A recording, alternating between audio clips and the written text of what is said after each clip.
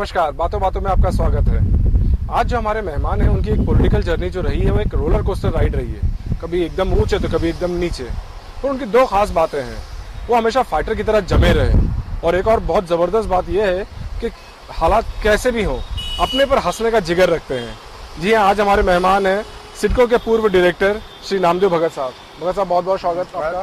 धन्यवाद। बातों बातों में भगत साहब, रोलर कोस्टर राइड रहा है आपका, उसके बारे में डिस्कस करेंगे, लेकिन जो शुरुआत है जो अक्सर आप बात करते हैं वो बहुत ही अलग सर्कमस्टेंसेस में आपकी हुई थी। तो वो बताइए कि किस तरह से आपकी जर्नी शुरुआत हुई थी बचपन से लेकर। ऐसा है कि बचपन से लेके ऐसे है कि मैं जब 6 साल का था, हमारा एक फैमिली ग्रुप फैमिली थी, तो बहुत सारा खेती था। मीठागर में मम्मी पापा काम करते थे, फिर मच्छी का व्यवसाय था, तो घर में सपोर्ट करने के लिए कोई तो चाहिए था। तो मैं बचपन से मम्मी को सपोर्ट करता था। मम्मी को पूरा चीज, जो चीज मदद लगती थी वो करता था, और उसके बाद भी मैं स्कूल जाता था। अच्छा। और पूरी फैमिली तब सब काम में, खेती में बिजी रहते थे। कभी हमको खाना मिलता था, मतलब खाना सब सामान रहता था, लेकिन बनाने वाले सब खेती पे इधर उधर जाते थे। बड़ी फैमिली है आपकी। बहुत बड़ी फैमिली थी। हम लोग 5, हमारे चाचा और हर एक के, हमारे तो 10 भाई बहन, ऐसे बहुत सारे लोग एक साथ रहते थे। तो बहुत कठिनाई के साथ हमने गुजारा किया। और बचपन से जो अच्छा काम करने का मम्मी ने हमको अच्छा सिखाया कि जितना हो सके उतना अच्छा करो, लेकिन अच्छा नहीं कर सकता तो बुरा किसी का मत करो। वो सीख जब से मम्मी ने दी है तो वैसा हिसाब से काम करते रहते, और तभी से झगड़ा चालू है कि एजुकेशन को लेकर भी आप अक्सर एग्जांपल देते हैं कि आप पढ़ाई पूरी नहीं कर पाए थे, वो क्या कारण था? ऐसा है कि हमारे पूरा ये जिला परिषद एरिया रहता था और यहाँ महानगर पालिका नहीं थी, तो टीचर लोग ही 7वीं पास हुए टीचर रहते थे। तब हम लोग जब स्कूल जाते थे तब तो पहली से 4वीं तक तो इंग्लिश का पता नहीं था, लेकिन 5वीं 6वीं और 7वीं में इंग्लिश पढ़ाने के लिए कोई टीचर नहीं था। अच्छा। तो हमारा इंग्लिश सब्जेक्ट बहुत वीक रहा। Good morning sir, good afternoon, good evening और माय नेम इज नामदेव भगत, इतना तक चलता था। लेकिन जब हम 8th में गए तब से वो जब हमारा टीचर, इंग्लिश टीचर पढ़ाने आता था, तो हमारे वो बाल पे तेल नहीं तो भी बाल के ऊपर से सब भाषा जाती थी। वो 10th में मैं फेल हो गया, लेकिन मुझे 57% मार्क्स था। लेकिन इंग्लिश में मुझे 25 मार्क मिलता तो ग्रेस मार्क मिलके मैं पास होता था, लेकिन मैं पास नहीं हो पाया। तो मैंने जब 8th में हम लोग चल के जाते थे स्कूल में, तब पिताजी हमको 25 पैसा देते, लेकिन एक साइड का ही एसटी का टिकट 20 पैसा था। अच्छा। तो हम लोग जो 5 पैसा बचता था, 2 दिन का राह देखना पड़ता था कि भाई 10 पैसा मिलेगा तब चना या कुछ खरीदी कर सकता था। लेकिन ये चीज हमने देखा 12 साल का एज में, तब हम सोचा कि भाई देखो हम लोग को कितना परेशानी है, यहाँ से चल के 3.5-4 किलोमीटर चल के आना। तो भगवान पैसा देंगे तो पहला काम करेंगे स्कूल खोलेंगे। और तभी हमने 10वीं फेल है तो भी मैंने, मेरा 25 एज जब मेरा हो गया, तब मैंने मुझे जो बिल्डिंग बनाया था वो बिल्डिंग में स्कूल चालू किया। तब बच्चे 13 थे जी। आज कम से कम 1600 बच्चे हमारे स्कूल में पढ़ते हैं, और उसका मुझे बहुत गर्व है। तो बहुत शानदार बिल्डिंग भी बना दी है आपने के मुझे बच्चों को। मैं वही चाहता था कि भाई गरीब जो पेरेंट्स बाहर खड़ा रहेगा और बता पाएगा कि मैं गरीब हूँ तो क्या हो गया, लेकिन मेरा बच्चा 10-15 करोड़ की जो अच्छी बिल्डिंग बनी उसमें पढ़ रहा है, वो बात मुझे सुनना था। और अभी बात बाहर करते कि हम गरीब हो तो क्या हो, लेकिन हमारे बच्चे अच्छे स्कूल में पढ़ रहे हैं। मगर साहब, शुरुआत तो हो गई आपकी, लेकिन पॉलिटिक्स की तरफ किस तरह से आया आप? देखिए क्या हो गया, एक हादसा है मेरे साथ वो पॉलिटिक्स में, लेकिन मुझे पॉलिटिक्स की वैसे ही मुझे जाने का कोई इच्छा नहीं थी। संतोष सेठी नामक एक नगर सेवक जो 4 बार चुन के आए, उनका और हमारा एकनाथ तांडेल साहब का कुछ पार्टी में कुछ कोई तत्व के हिसाब से झगड़ा हुआ, और एकनाथ तांडेल साहब ने मुझे पॉलिटिक्स में आने की इच्छा व्यक्त की, और मैं वहाँ पॉलिटिक्स में आ गया। और तब मैं नेहरू नगर का यूथ कांग्रेस का अध्यक्ष बना, लेकिन उसमें भी झगड़ा हुआ। और रेलवे जो नेहरू में से एक ही ऐसी सिटी है नेहरू जिसके 20 में से रेलवे लाइन गई, तो फेज 1 और फेज 2 ऐसा एरिया दोनों को बंटवा दिया और मुझे फेज 2 का अध्यक्ष बनाया। तब शुरू से मैं यूथ कांग्रेस, फिर नवीम्बी के जिला अध्यक्ष, फिर मैं यूथ कांग्रेस के प्रदेश पे काम किया, फिर मैं पेरेंट कांग्रेस का ब्लॉक अध्यक्ष बना, फिर जिला अध्यक्ष बना, फिर मैं महाराष्ट्र प्रदेश का जनरल सेक्रेटरी, फिर रायगढ़ का ऑब्जर्वर, पुणे का ऑब्जर्वर, अहमदनगर का मगर सर ऑब्जर्वर। ये सब तो सीढ़ियाँ आपने की, मुझे याद है जो आप शुरुआत की बात कर रहे हैं, मैं भी करीब 88 में नेहरू में आया था, तो उस टाइम में मीडिया वगैरह में तो नहीं था, कॉलेज में ही थे, हम लोग छोटे थे। नामदेव भगत बहुत सुनते थे और काफी डर भी रहता था लोगों को, भाई नामदेव भगत यहाँ पे कंट्रोल है। तो वो उस टाइम को जैसा आप बता रहे हैं कि एक टकराव की भी स्थिति उस टाइम में काफी होती थी, वो बहुत ही एक इंटरेस्टिंग फेज था उस समय। गाँव वाले नए शहर में लोग बस रहे हैं, वो किस तरह से एक्चुअली मेरे बारे में लोग हैं गलत बहुत अफवाह फैलाते हैं। देखो मेरा नाम नामदेव, नाम और देव दोनों बीच में है। पिताजी का नाम राम है और मेरा सरनेम है भगत। कोई विलासराव देशमुख साहब ने बताया था कि भाई अच्छा इतना नाम है, कोई शंका लेने के कुछ कारण नहीं।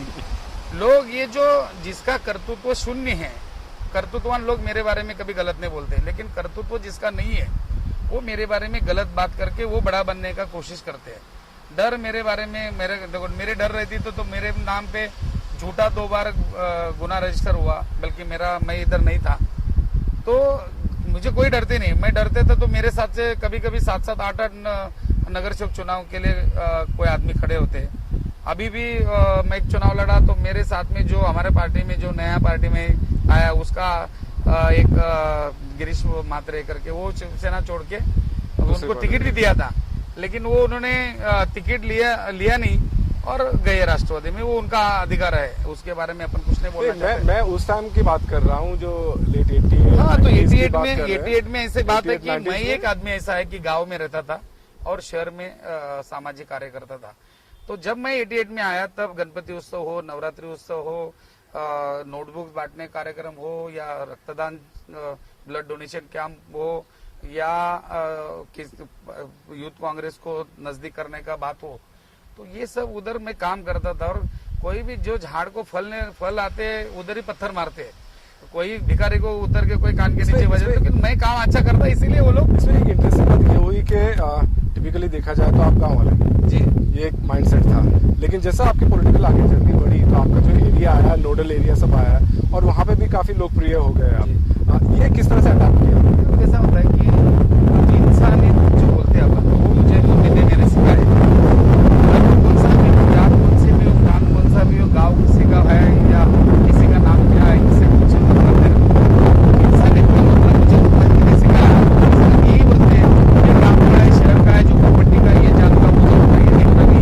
जैसा भगवान का मंदिर हो, मस्जिद हो या चर्च हो, गुरुद्वारा हो, कभी नहीं उधर दरवाजे मिलेगा इसी ने आना नहीं, उसी ने जाना नहीं।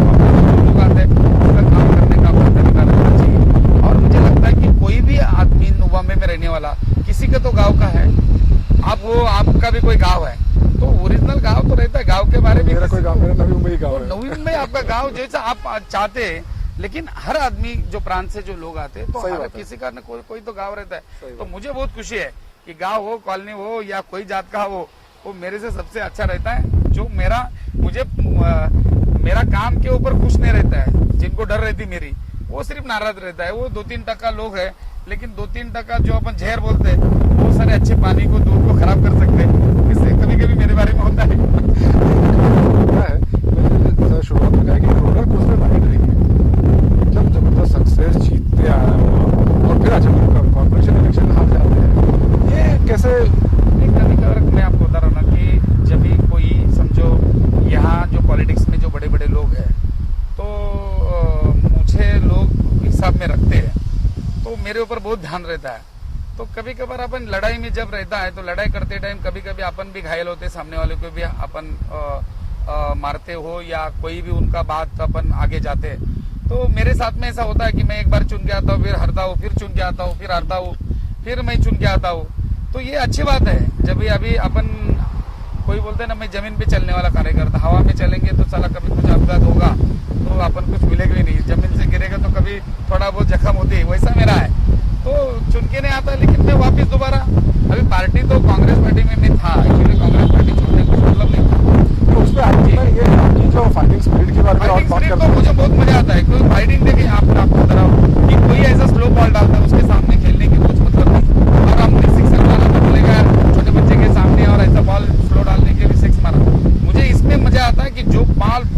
वाला जो बॉलर है उसके साथ में लड़ने की मुझे बहुत खुशी रहती है। और ऐसे ही कुछ हुआ था, मुझे याद है इलेक्शन हो रहे थे और पूरी की पूरी राष्ट्रवादी टूट पड़ी थी। मुझे आज तक याद है जिस दिन वो वोटिंग चल रही थी और सामने मंत्रीगण और कॉर्पोरेटर्स और पूरा का पूरा एक झुंड था। ऐसे में वो इलेक्शन आप जीते थे, जबकि उसके पहले वाला हार चुके थे। पिक्चर का लास्ट शो देखते हैं जब अपन पूरा गांव इकट्ठा हो गए, वो विलन जो लोग रहते हैं उसको मारते। जैसे नामदेव भगत चुनाव लड़ रहा था, नामदेव भगत के खिलाफ राष्ट्रवादी हो, हमारे पार्टी के भी कुछ लोग हुए, शिवसेना बीजेपी सब लोग मुझे हराने की पूरी तैयारी से आए थे। तो पूरा सेक्टर 10 गांव के कुछ लोग मेरे साथ में रहे। और जब मैं आपको बताता हूँ उंगली से मारेंगे तो खुद को लगता है, लेकिन पांचों उंगली एक साथ रहेगा और मारेंगे तो बड़ा जोर का झटका लगता है। तो वो इलेक्शन में वैसा ही हुआ, वो सब लोग साथ में और जोर का झटका मारा, मुझे चुन के। ये आप लोग उस समय ऐसा कुछ लगा कि लोगों में सिंपैथी आ गई कि भाई एक आदमी के ऊपर सबके सब टूट पड़ रहे हैं? सिंपैथी भी थी और मेरा काम भी था। देखो मैं 28 अभी समझो उस बात को 5 साल हुआ, 5-6 साल हुआ, लेकिन उसमें उन लोग को लगा कि भाई अच्छा काम करने वाला लोग, झगड़ा करने वाला नहीं, किसी को परेशान करने वाला नहीं, इतना अच्छा आदमी होने के बावजूद भी इतने सब लोग क्यों आए? तो वो लोग अर्थ समझ गए कि ये कुछ तो बराबर है। इतने बड़े लोग, गणेश नायक साहब ने तो मेरा वार्ड जो था उसमें इतना राउंड मारे थे, वो दिन भर राउंड ही मारते रहे। तो बीच में पिस्तौल भी कुछ निकाला था, मैंने देखा नहीं, ऐसा मुझे किसी ने बोला कि पिस्तौल भी निकाला था। हमने भी नहीं देखा, हाँ, लेकिन ये था कि हाँ राउंड चल रहे थे, सारे नगर सेवक और राष्ट्रवादी के पहुंचे हुए थे। और अपने इधर कार्यकर्ता बच्चे लोग भी बोलते थे अली बाबा 40 चोर आ गए करके, तो मैं भी सुनता था कि 40 चोर सब साथ में आते थे।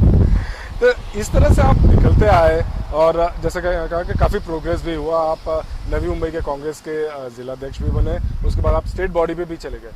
लेकिन कांग्रेस के आपसी लोगों से आपकी क्यों नहीं जमी? ये क्या है, मतलब मैं आपको बता रहा हूँ, मैं पहले से शुरुआत ऐसी मेरी हुई कि संतोष शेट्टी के साथ में मुझे एकनाथ पाटिल ने सामने रखा। तो मेरा का संतोष शेट्टी से कुछ झगड़ा नहीं था और मेरा कुछ इंटेंशन वैसा नहीं था। उन्होंने मुझे बोला कि भाई तुम, मेरा पिताजी कांग्रेसी, मेरा दादाजी कांग्रेसी, तो मेरा मुझे बोला कि भाई यूथ कांग्रेस का तुम प्रेसिडेंट बनो। मुझे घर से लेके गया कपड़ा, मतलब वो जब्बा कुर्ता वो परचेस करने को लगा, फोटो निकाला और पेपर में फोटो आया, तब मुझे पता चला कि भाई मुझे बनाया। तब संतोष शेट्टी साहब के साथ में हमारा कुछ झगड़ा विगड़ा नहीं था, एक दिन पहला भी मिला था वो। तो तभी शुरुआत ऐसी हुई। तो वो मैं नहीं मानता हूँ कि मेरा उनसे झगड़ा है, लेकिन वो मानता था, अभी तक मानते हैं होंगे। मुझे लगता है कि उन्होंने नहीं मानना चाहिए कि पॉलिटिक्स में ऐसा नहीं चलता है। फिर बाद में मैं यूथ कांग्रेस का प्रेसिडेंट बना, फिर मैं प्रेसिडेंट बनने के बाद और किसी ने लेटर लाया, फिर मैं दिल्ली गया, दिल्ली से लेटर लाया, फिर वो एक पॉलिटिकली मतलब अपना जो तत्व है उसके हिसाब से वो लोग अलग, हम अलग। फिर बाद में जिलाध्यक्ष बना, जिलाध्यक्ष बनने के बाद भी फिर ऐसा ही हुआ कि जो मेंबर नहीं था उसको जिलाध्यक्ष बनाया। फिर ऐसा होने के बाद 2-4 ये लोग जो तैयार हुए कि भाई ये नामदेव भगत, इसके पास पीछे खासदार नहीं, आमदार नहीं, पॉलिटिकल सोर्सेस नहीं, तो भी ये पीछे रहता नहीं, आगे जाता है। तो उनके दिमाग में ऐसे कि ये आगे बढ़ा तो हमारा कुछ गड़बड़ हो जाएगा, इसीलिए बार-बार वो लोग महापौर के कैंडिडेट में जो मैं था, अभी मैं तभी महापौर का जब आप बात कर रहे हैं, वो भी बहुत इंटरेस्टिंग इलेक्शंस रहे थे। उसमें ये कहा गया था कि आपके साथ गेम किया और फिर आपने भी गेम किया अगले इलेक्शन में। ये कैसा हो गया कि अभी समझो आपने हमारे साथ गेम किया, तो आप अभी समझो आपने हमें गाली दिया और मैंने आपको गाली दिया, तो कोई एक अपना थूकेगा ऐसा, उसको बेचारा नेचुरल थूक आई होगी, तो आपको लगता है कि जानबूझ के मेरे तरफ की थूका, वैसी बात होगी। मुझे ये तो क्लियर बात थी, मैं कैंडिडेट था, अनिल कौशिक साहब उप महापौर कैंडिडेट थे, मैं देर का कैंडिडेट था, मैं जीत हरा और अनिल कौशिक जीत गया। तो उसमें सीधी बात है कि अनिल कौशिक और उनके जो 2-4 लोग थे उन्होंने गेम करवाया। फिर दूसरी बात, अनिल कौशिक साहब का कहना है नहीं ऐसा है, ऐसा हुआ है। और अगले इलेक्शन में क्या हुआ? अगले इलेक्शन में बताता ना, सच्चाई बताने के लिए कहीं किसी को डरने की बात नहीं। अगला इलेक्शन हो गया, तब मैं कैंडिडेट नहीं था मेयर का, तब रमाकांत म्हात्रे थे। आपके काफी क्लोज थे? नहीं, मेरे सब काफी क्लोज थे, कौशिक साहब की मेरा क्लोज था, इसीलिए हम बोला ना उनको कि भाई माफ। लेकिन वो बात क्या थी, तो उस टाइम पे वो टाइम में हमारे हार गए और रमाकांत जीत गए। वही तो बोल रहा हूँ ना कि कौशिक साहब महापौर के लिए खड़े थे और रमाकांत म्हात्रे साहब उप महापौर के लिए खड़े थे, बराबर है। तो जब एक बार कोई किसी ने रास्ता दिखाया, बराबर है, तो वो रास्ते में गाड़ी तो मैं नहीं चला रहा था, वो रास्ते पे रमाकांत गाड़ी चला रहा था। तो कौशिक साहब ने गाड़ी चलाने की जो सीख दी थी, वो रमाकांत ने बराबर वो रास्ते से गाड़ी लेके गया। गाइड आप ही थे? गाइड की जरूरत नहीं, गाड़ी में मैं बैठा ना तो गाइड मेरी किस चलेगी, वो गाइड किधर चलती है, तो गाड़ी- कंधे पे गाड़ी मेरा आपकी है थी। तो चलती है। गाड़ी आपकी गाड़ी उनकी थी, रमाकांत मात्री की गाड़ी थी, और मुझे लगता है कौशिक साहब ने उनको दी थी गाड़ी, क्योंकि वो टाइम में बहुत सारा 5 स्टार होटल वगैरह ये वो सब बहुत सारा, लेकिन किसी के साथ नहीं होना चाहिए, वो अच्छी बात नहीं मानता हूँ मैं। कौशिक साहब हारना बोलेगा तो अच्छी बात नहीं ये मानता जो हूँ। हालात हुए तो उसकी वजह से कांग्रेस को काफी पॉलिटिकल हिस्ट्री नवंबर की बदल सकती थी। कौशिक साहब महापौर के लिए मुझे हरवाया, वो कैसा होगा वो बात बीती, उसमें ज्यादा जाना चाहता, स्टैंडिंग के लिए मैं खड़ा था, वो टाइम में वैसा ही हुआ। फिर मुझे बोला कि सब पार्टी छोड़ के तुम लोग अपना पार्टी के लिए चुनाव खड़ा रहो, मैं खड़ा हो गया। पार्टी मुझे मेरे पास छुटको डायरेक्टर पोस्ट था, नगर सेवक था, मेरा मिसेज नगर सेवक थी, डिप्टी मेंबर था, जिला अध्यक्ष था, ये सब काय के लिए मैं छोड़ा कि भाई अपना पार्टी के लिए पार्टी जीना चाहिए, जितना मतलब रहना चाहिए करके ये लोग सबने बोला। कांग्रेस घोटाला गया, फिर मैं चुनाव के लिए खड़ा हो गया, फिर इन लोग ने धनुष्यबाण हाथ में रखो और घड़ियाल तोड़ो और हमें हराओ, ऐसा SMS करवाया। तो मेरा उसमें कोई नहीं, मैं पार्टी के खिलाफ कभी भी नहीं रहा। समझो मैं पार्टी में रह के ये सब गेम करने का मुझे जमता था, तो मैं कांग्रेस क्यों छोड़ता था। वकील साहब, कांग्रेस से जो फिर लोगों से जो नाराजगी रहेगी आपकी, उसके बाद आपने बहुत बड़ा कदम उठाया जो कि आपके पॉलिटिकल हिस्ट्री के लिए बहुत अलग हुआ है। इसके ऊपर हम एक चर्चा करेंगे एक छोटे से ब्रेक के बाद। आप कहीं जाइएगा नहीं।